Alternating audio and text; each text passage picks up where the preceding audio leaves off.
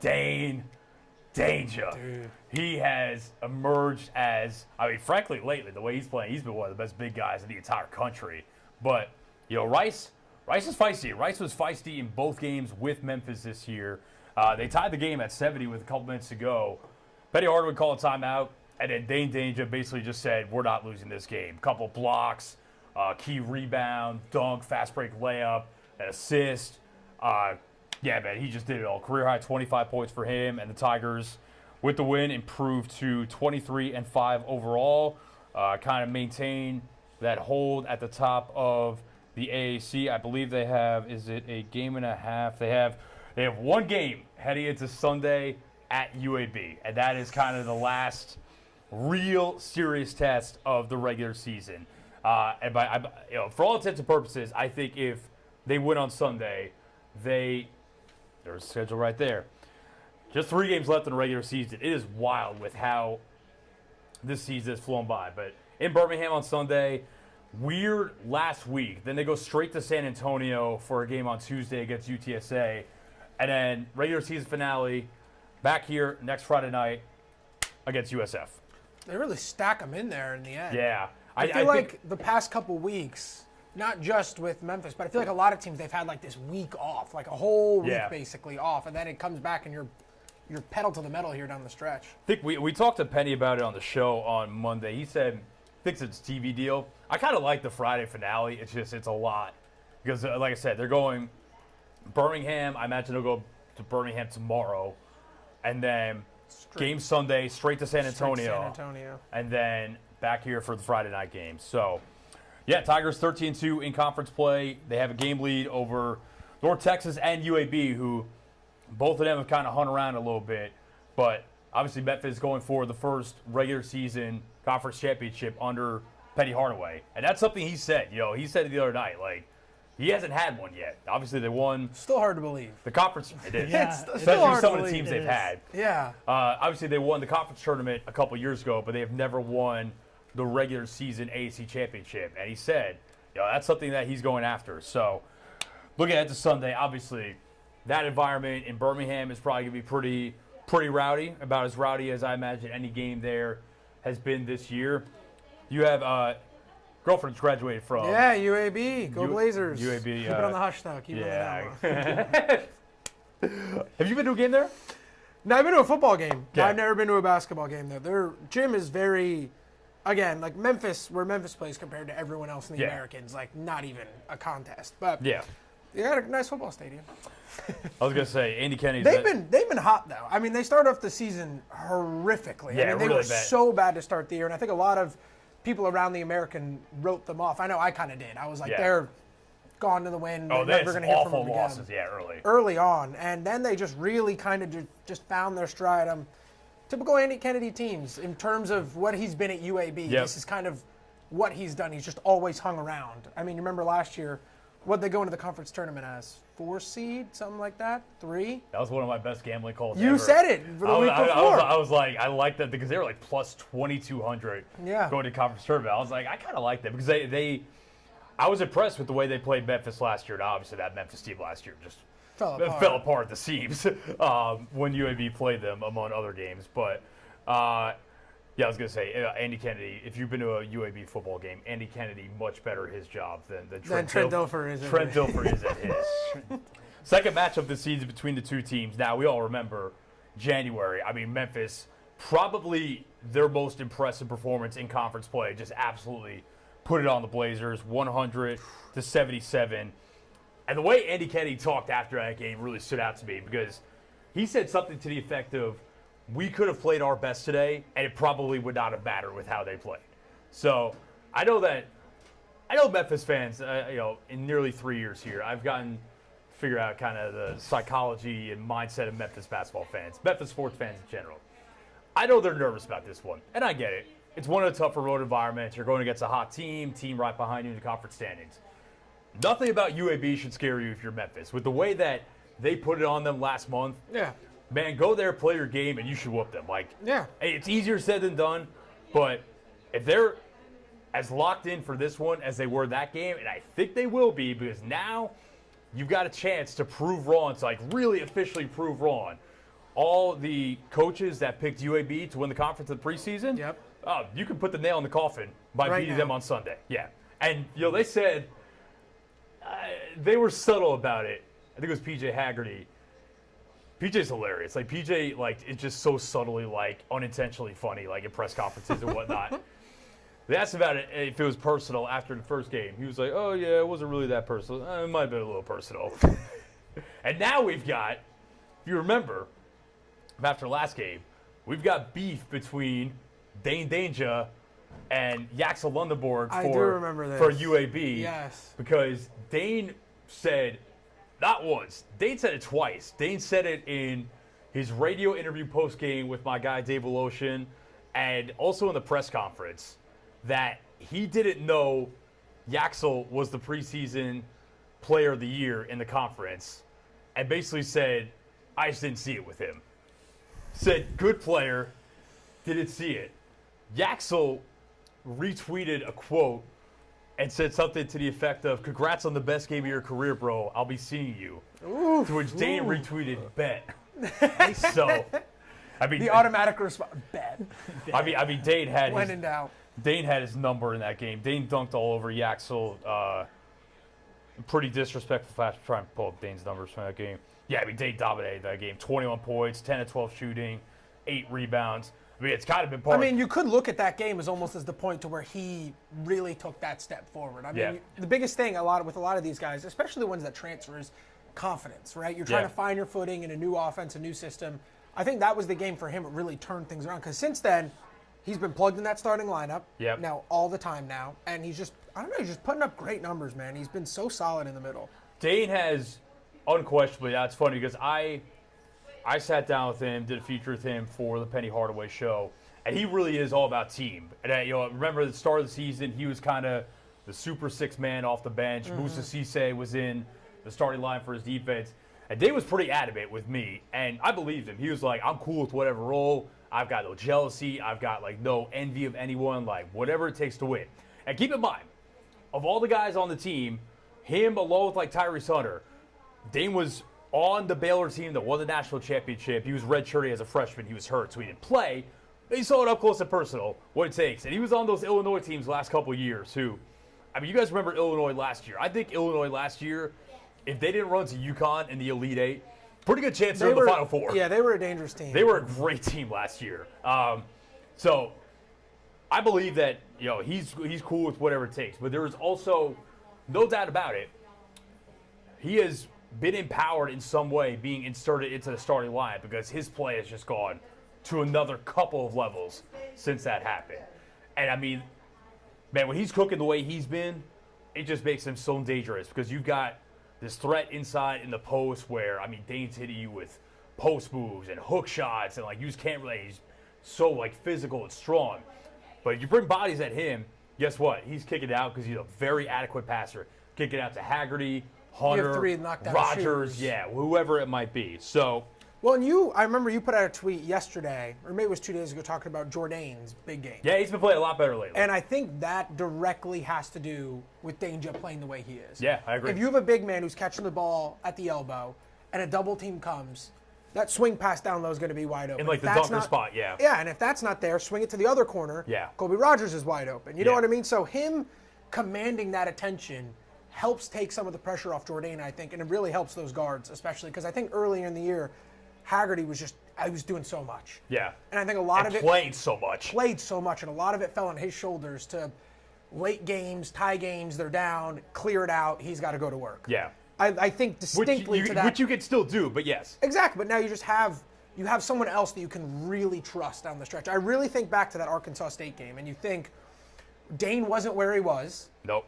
And it was Haggerty doing the best that he can to try and take over, and it wasn't working. Yeah. I think now you do have that secondary option. I think it's big to have it be a post guy, too. Jourdain, I loved Nick last season. He was such a great glue guy that could affect winning in ways without needing the ball in his hands. I think Nick this year went through probably a little bit of a spurt where you could see, I think his confidence was down because his decision making, frankly, was really poor. And he would just make passes and take shots and just the overall decision-making was poor. It's like, man, that's not the player he was last year when he felt like he was so sure at everything. And I asked him about that the other night. I was like, this season's been a little more up and down, but you're playing better lately. What's clicked? And he said, I've gone all in on rebounding and defense. And he said he had a talk with Penny the other day just about mindset of like, I'm not letting anyone box me out. Like, I'm dominating the glass. Like, I'm doing everything on defense. And you see that with a lot of guys like that where scoring isn't the main part of their game. When they activate those other parts of that game, a lot of times the scoring comes. It just comes with. Scoring comes with it because now they're engaged in the game. They're feeling good. They're confident. So I think Penny in general, I think we got to give this coaching staff a lot of credit in terms of what I think this is the best staff he's had between Nolan Smith, Mike Davis, Tremaine Johnson, all the other guys. Which is wild because think about it. Right before the season is when everything went down and the staff was blown up and everyone's like, what is going on? Like, what would this look like? Yeah. No, I mean, Penny, listen, it looked chaotic before the season when he fired all those guys.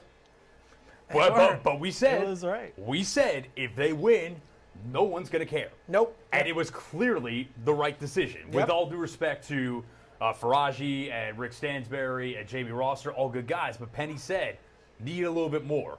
You got the young up-and-comer Nolan Smith, who, I mean, Nolan's terrific. Nolan obviously worked with Coach K, great player, dude. Mike Davis, I can tell you for sure, and Penny has said as much on the show, Penny's had other former head coaches on staff before. You think about Stansberry, Frank Haith, Larry Brown. Penny has the best working relationship with Mike Davis because Mike Davis, as he put it, is such like a humble spirit that is kind of just there to support Penny and get the message across. And Mike said as much to me when we sat down with him at the start of the season. He was like, this is not my vision, my anything. He was like, I'm here to support Penny. And he's done exactly that to a T. And they've developed depth throughout the season. Because now you think about guys like Dante Harris, P.J. Carter, even someone like my man, shout out Dink Yates. I sat down with him. He's our feature on the Penny Show this week. Local kid from Fayette Ware, walked on to start a year, earned a scholarship. Now he's kind of emerging. We've seen the last couple games is like, okay, he's that fourth big man where maybe he's not going to play a ton, but if Cisse, Danger, Jourdain get in the foul trouble. Worst case scenario. Yeah, this kid could play a little bit. Yeah. This kid could defend. He could run the floor. He's athletic. So I think they've done a fantastic job this season. There's no question about it. Yeah, I think there was a lot of questions about that depth. Especially after Tyree Smith. Especially after, left I think at the start of the season. Questions were about depth. I mean, come tournament time, you play most likely 7, maybe 8 if it's a stretch. But, I mean, now you have that 7. You have that extra big. And you have that extra guard. That's mainly all you need. 100%. All right, Tigers at UAB. It is a 3 o'clock tip on Sunday. That's going to be fun to get in for my 5 o'clock show. Love that.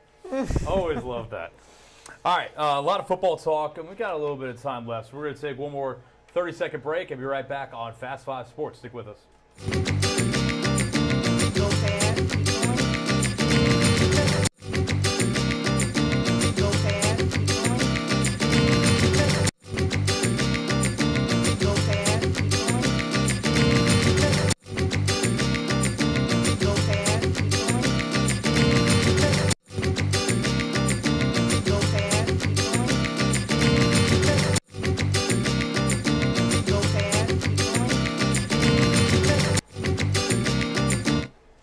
All right, welcome back into the last segment here on Fast 5 Sports alongside Griffin Demaray, Jake McGlone. I'm Matt Field. Fellas, let's talk some football. Do we have the Memphis Tigers schedule up?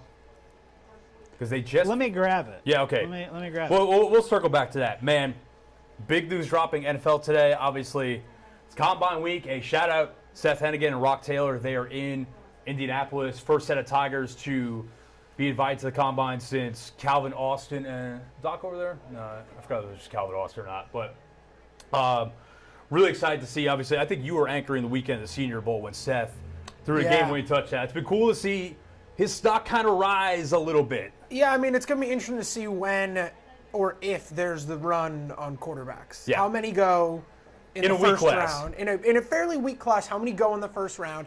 If it is a high number, you could see someone like Seth find themselves. I mean, if there's going to be teams who wait until the 4th, the 5th, the 6th to grab their backup quarterback. Yeah.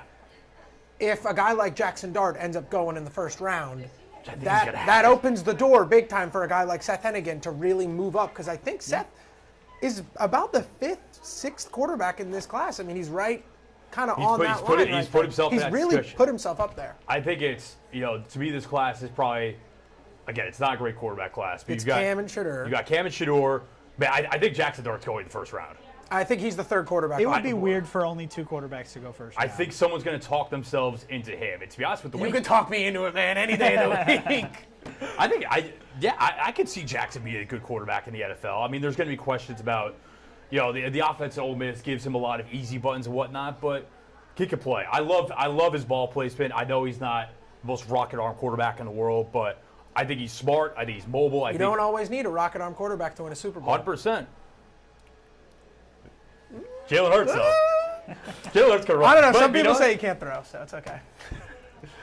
Talk to the haters. But then you've got, so I think some team inevitably is going to talk themselves into Jalen Milroe.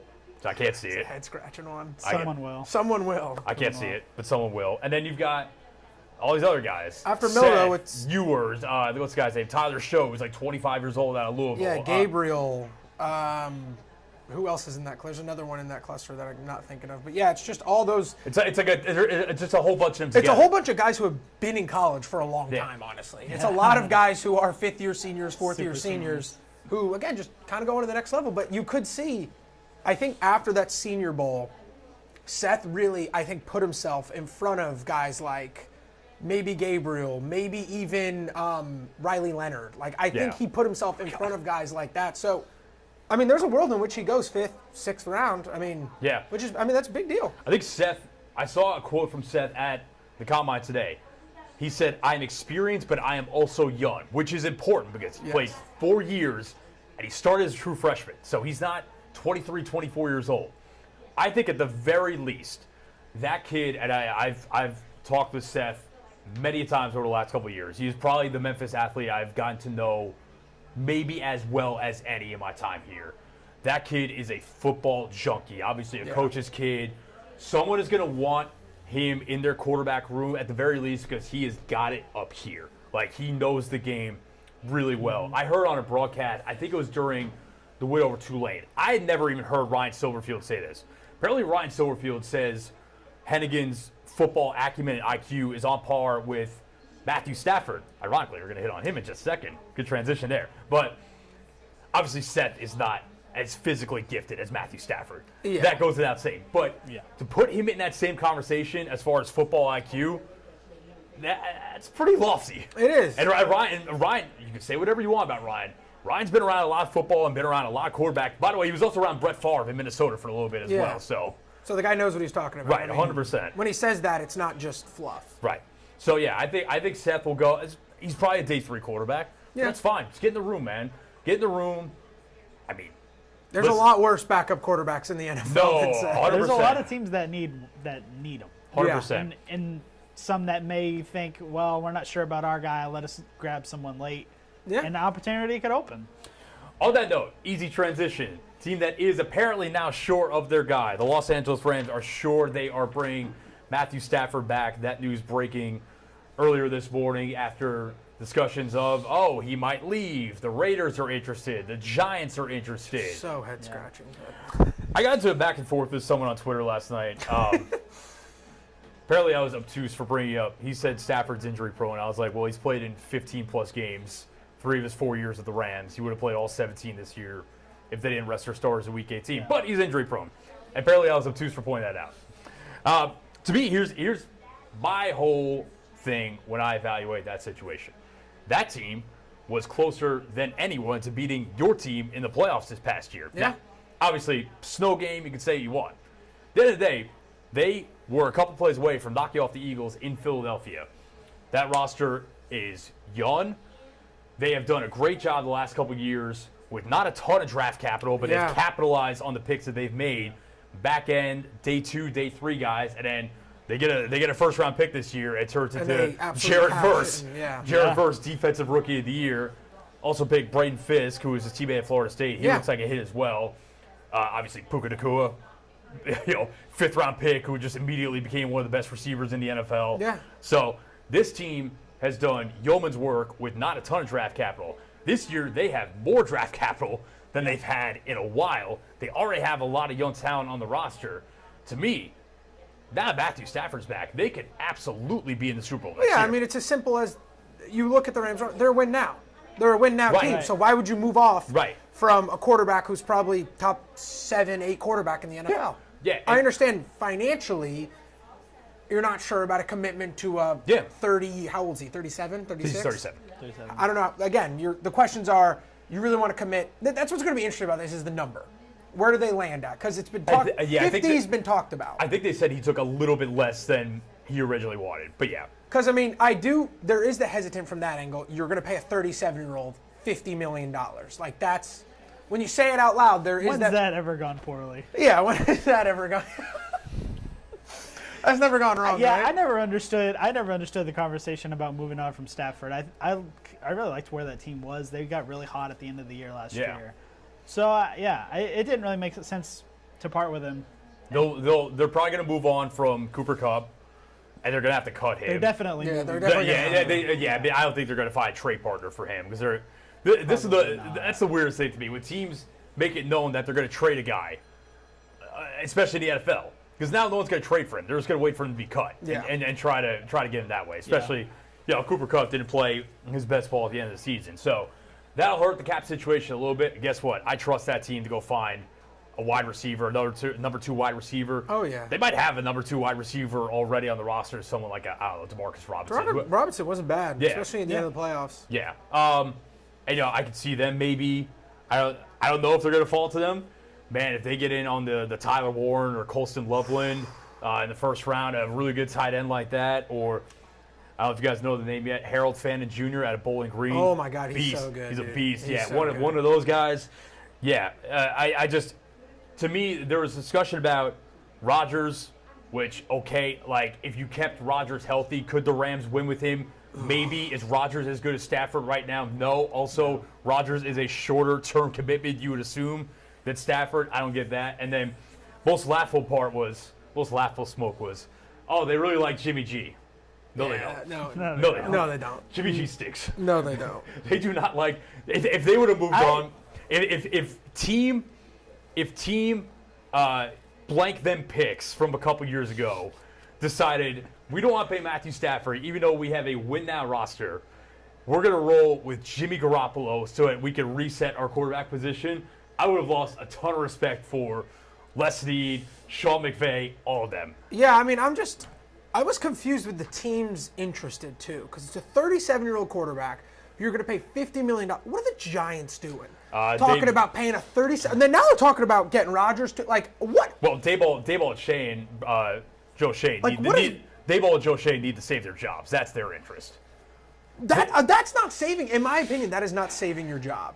Signing a 38-year-old quarterback to a $50 million deal who, in my opinion, It's kind of like a home run swing on a knuckleball. I don't really know what they're going for. You don't think the Giants can maybe win 9 games with Stafford next year? Which I'm just saying that in theory might be enough to save their jobs. Yeah, I don't know, man. I mean, that offensive line Maybe. is so bad. Whoever's back there is constantly running for their life. I'm just saying that's the motivation. I get it. They need to swing at, okay, we need a quarterback that can win at some level for us right now, or we're gone. Call Jameis. Bro, listen. He'll get you 8. Saquon did say New York needs a quarterback. Malik Neighbors with Jameis Winston would break the single season receiving yardage record. They would. I mean, Jameis turned Jerry Jeudy. I think Jerry Jeudy finished top 5 receiving yards this year, purely He off. was a monster. Purely off Jameis just peppering him with targets. Yeah, I mean, again, it's just the Giants. You just look back on it; it's just so confusing. They're not going to pay Saquon because you're not going to get him any help. But let's pay. Like, you're not going to give Saquon any help up front, but let's pay Stafford, who doesn't have any help up front either, and is 37 years old and is not going to be able to drop back 50 times a game. It's just so head-scratching, dude. This is hilarious, man. Jerry Jeudy, 6th in the league in receiving yards this past year behind Jamar Chase, Justin Jefferson, Brian Thomas Jr., who is a superstar. Yeah. Drake London, and Amon-Ra St. Brown. And then Jerry Jeudy, who's just left for dead. So, hey, good for him, man. He'll get paid for The it. Jets didn't want him. His Madden rating wasn't too high. God. And to be fair, now. Jerry Jeudy is better than Alan Lazard. Jerry Jeudy was not doing that on the Jets. No shot. No. I think we know a little bit about Jerry Jeudy and the way he operates. I think Jerry Jeudy and Aaron Rodgers might have actually fought last year. Yeah. If they were in the same locker room. I don't know. They both seem like cool-headed guys. On that note, apparently Aaron Rodgers, now the Giants have kind of turned their attention to him. It kind of, from a personal level, I mean, it sounds like Rodgers likes New York, so maybe Doesn't have to sell his house. Doesn't have to sell his house. He's got a very nice place in Montclair, New Jersey. Maybe, I don't know. It kind of spells disaster for me. I think Rodgers is going to find a place next year. Whether it's a good place is a different story. Yeah, he'll find a home, but like, I look at Rodgers and I think a team. I know it's been talked about already, but I could see a team like Pittsburgh kind of working out. Well, yeah, and Rodgers and Mike Tomlin have a ton of respect for one another. Yeah, like personally, I would love to see that because I would be rooting. Many of you may know Rodgers is my favorite player for a long time, even though it didn't work out with the Jets this season. But I would love to see him upstage Russell Wilson. Yeah, it's just because I just look at their run so much better. They have weapons. They have a good offensive line. Do they have? They have weapons adjacent. I was gonna say if Mike Tomlin can make it work with the ghost of Russell Wilson and Justin Fields, like I think he can cook with Rodgers. Yeah. I don't Did think he that's a problem. really? We need to have a discussion. Did he really make it work with Russ though? He made it work for a couple weeks. They won enough games. Justin Fields had a better They record. weren't losing. I think they went 6-5 with Russ, and they went 4-2 with Fields. Just saying. The Broncos couldn't win 6 games with Russ. No, that's true. That it was better than that. Although clearly, Russ and Sean Payton was just an enormous style clash. So it's probably oil and water to an extent. But yeah, Rodgers. I mean, if it's not Pittsburgh, we'll see what the Titans do. Just throwing it out there. That's another. I don't. I know. basically- I get what you're saying, don't- but like Go these ahead. teams that want to make splashes, like you're not going in the right direction. You know what I mean? Like the Giants, okay, like say they get Rodgers and say they win 9 games.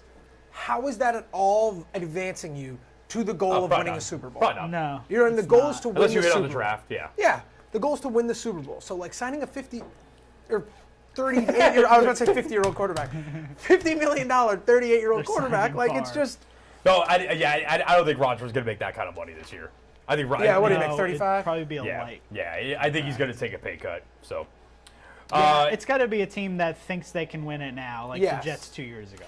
I mean, We've got it here. We kind of hit on this already. Raiders and Steelers quarterback situation. I think the Raiders kind of. I'm not the only one to connect these dots. I think the Raiders kind of scream Russ to me yeah. with the Pete Carroll connection. I see that too, but I don't see like that's not putting the genie back in the bottle. He's not the same guy as he was in Seattle. No. I think No. I think for them the only motivation is they need to get this thing off the ground in a good way, kind of set the culture. I mean, I'm not. With all the respect to Pete, I wasn't a big fan of that hire anyways. Yeah. I think Pete's great, and Pete had a good run, but Pete is, what is he, 73? He's old. Yeah, and things kind of got stale at the end of the Seattle run, so it's like, is this really the guy that's going to lead them into another, back to relevance? Although I do understand, thing with Pete, you know what you're getting. It's going to be competent. It's going to have its strengths defensively. Yeah. I just don't think the ceiling is really there with him anymore. I think I would, if I was the Raiders, I think I would rather take a chance on Kirk Cousins than Russell Wilson at this point. He's another one. Forgot And about that's Kirk. not a high bar. Oh, breaking news here from Shams. Joel Embiid out for the rest of the season. That's not surprising. Kind of saw that one coming. Yes, that's, Yeah. At this point, they should just shut Paul George down too. Let's tank for Cooper Flag. Hey, man. You're not far away. Hey, man, Or Ace Bailey. Tank for someone. you got Cooper Flag, man. That could end up being pretty fun. We'll see. Cooper and Maxey. Get rid of the other two. And Well, you're then kind of stuck with Paul George at this point. last thing. This is interesting. This came out today too. So I think we've kind of hit on it before. Hard Knocks offseason last year that just completely threw the Giants under the bus and Catastrophic. embarrassed them in horrendous fashion. Now scared off every other NFL team from doing it. So Hard Knocks is going with an NFL connection. They are going to Chapel Hill, baby, with Chapel Bill. That's gonna be must see. They are going to follow the UNC football team. Is this like during like spring? Is that the idea? Yeah, It must it's be like off-season. summer camp and stuff like that. Yeah, because obviously they're going to have real Hard Knocks, which no one's getting out of that. Like, there's going to be a team on real Hard Knocks, whether they like it or not. Right. So this will probably come out before. Yeah, so this will be like the off-season one. Yeah. Yeah, it will be must-watch TV. I'm honestly really shocked that Belichick agreed to it. I think he's trying to. I don't know. He's trying to fit himself into this new age. I mean, he can't be like a stiff old man. He has How to do you be. do fellow kids? Yeah, like I don't know. That's crazy. I'm shocked. It's going to be awesome. I mean, I could see why every NFL team got turned off. The Giants one, still to this day, is the most memed thing on the internet constantly. Because it was catastrophic. It was making your worst decision you've ever made In the history of so the franchise. public, and So everyone knew public. it in the moment it happens. I don't think it was the worst decision they've ever made. Real quick before we get out of here. I think we've briefly had this discussion before, but I'll bring it up again. Because there were 3 running backs this past offseason, older running backs that were devalued too much, that hit the open market and made big impacts for their teams. Saquon Barkley with Philly, Derrick Henry with the Ravens, Josh Jacobs with the Packers. I cannot blame the Giants, the Titans, or the Raiders for letting those guys walk. Because guess what? The Giants would have sucked with Saquon Barkley this year. The Titans would not have been good with Derrick Henry this year, and the Raiders also would have been bad if they kept Josh Jacobs. I think we've kind of hit on before. What we've learned is that if you're a bad team, having a star running back probably doesn't do a ton for you. But if you have a good offensive ecosystem, having a star running back can take you to the next level. Obviously, the thing that really drives the knife in the back for the Giants is that Saquon went to their biggest rival, arguably their biggest rival, a division rival, had an all-time great season, and they won the Super Bowl. And I think it is part of it was the Daniel Jones thing too. Like you couldn't pay Saquon that's because fair. you were paying That's fair. the other guy so much money. That's and fair. kind of to your point though, all right, I get it. Saquon doesn't make the impact on the Giants he makes on the Eagles. Correct. Right? But to the same point, we're talking about Aaron Rodgers signing there to win 9 games. Yeah. Like, I don't know. Like, it's kind of, they sound similar to me. You know what I mean? They're thinking about, let's try to get Rodgers to win 8 games. Yeah. But we're not going to sign Saquon, who probably wins you maybe 1 or 2 extra games here and there. And the Giants weren't going into this last year with the intention to tank. Like, they were trying to win games. I mean, they were 2 years removed from the playoffs. They didn't, but they were trying to win games. They did. Well, I think it was also bad because you had the owner come in with the whole, They went 3-14. he's our favorite player. Yeah. Because Daniel Jones was their quarterback. I'm gonna have a I'm tough gonna time Tom sleeping sleeping at tonight if night. he signs with Philly. And then you had his son Yeah. saying, like, what should I do with the pick? And he's like, draft Jaden Daniels. And he's like, what do you mean? To be fair, And he's like, didn't get a you chance get to. the job one time, like, trade up and draft him. And the dad's like, no. Do you remember the clip from, this is, again, like, social media picks apart the dumbest things. Do you remember the clip from Hard Knocks offseason last year where they had Jaden Daniels on the whiteboard? They had all the quarterbacks on the whiteboard. Yeah. And they had Jaden Daniels, and Brian Dable was like, okay, against with this route combination against this look, what do you want me to do? And Jaden Daniels answered, throw a touchdown. And Dable was like, I like that answer. But film experts on Twitter were like, oh, that's a horrible answer. Like, you couldn't break it down, blah, blah, blah. Film experts. Yeah. Guess what? Jaden Daniels made you look real dumb this year, huh? Film experts. Does that boy nice enjoyers versus advanced analytics? Apparently, last thing we'll get out of here. Apparently, Deebo Samuel also, the Niners are going to trade him. Apparently, 2 teams hottest after him are the Texans and the Commanders. Checks out. 2 teams. Commanders that need- kinda makes sense to me. Commanders desperately need a receiver. They'll go after anyone right now. Yeah, I think, I don't know if Deebo's cooked. I think Deebo might be cooked adjacent, but But we saw what it worked out with our last cooked adjacent. Yeah, Bryce Young? Yeah. Yeah, Ended up not being cooked. yeah. Shout out Glad Dave we Canales, threw man. in Did that we say adjacent. Will Levis was cooked or cooked adjacent? Oh, we said he was cooked. Yeah, we said he's cooked. I'm pretty sure. Bryce Young was cooked adjacent. And then, And then He's not cooked. he made it. so hey, maybe Debo's Man, in but- for a career year. Man, by the end of the season, Bryce was hitting look-away touchdown passes like he's Steph Curry, so who knows, man. Oh, They funny revived stuff. him. All right, man, we got to get out of here. That's enough of the foolishness today. So for Jake Blunt, Griff Demaray, and everyone that makes this thing happen, I am Matt Infield saying we will be back next Friday. I don't see why we wouldn't be back next Friday. Yeah. Until then, Same place, same time. see you later.